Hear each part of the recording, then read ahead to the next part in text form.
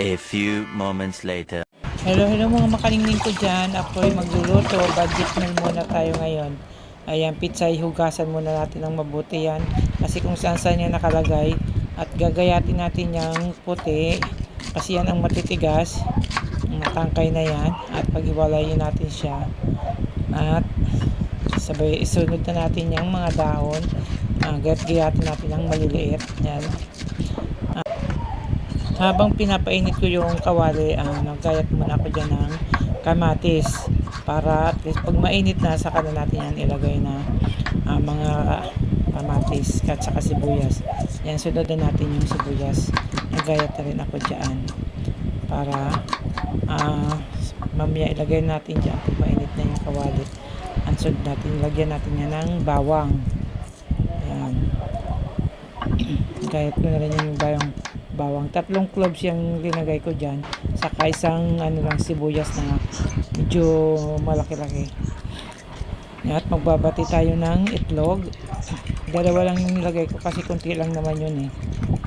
At yan. Mainit na yung kawali. Linagyan ko na ng mantika.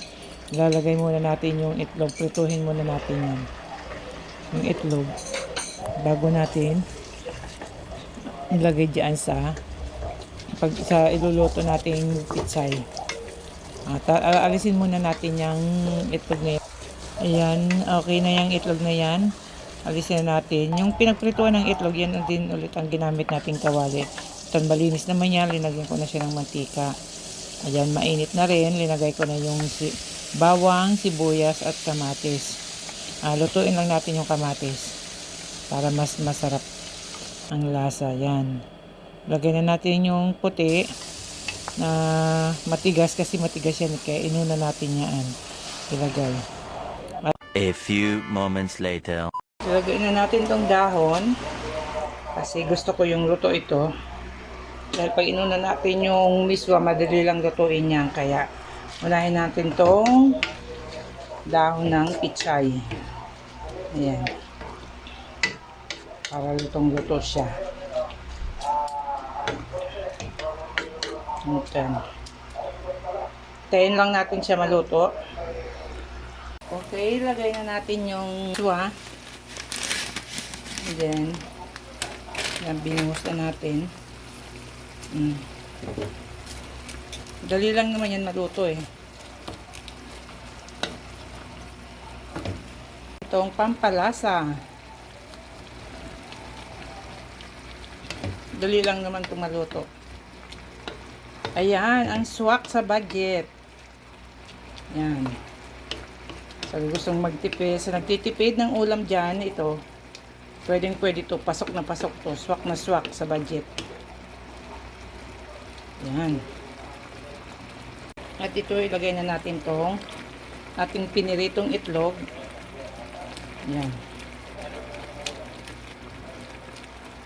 Madali pang lutuin to. Yan.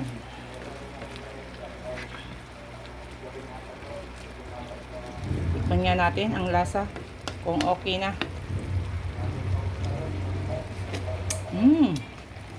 Swak talaga ang lasa. Okay na to. Ayan. Kain na. Okay, shoutout sa aking mga followers dyan. Sa aking mga solid supporters. Shoutout kay Rose Medina. Tsaka kay Richelle Laranjo. Shoutout sa inyo at tsaka kay Jemarie, shout out sa inyong lahat. Yan. Mag-comment lang po kayo dyan sa baba kung saan ito nakarating na aking niluluto. Kung taga saan kayo para ma-shout out ko. Comment lang para ma-shout out ko kung taga saan kayo. Yan, pwede na to. Okay, tapos na. Madali lang naman itong lutuin. Tayin na natin yung apoy.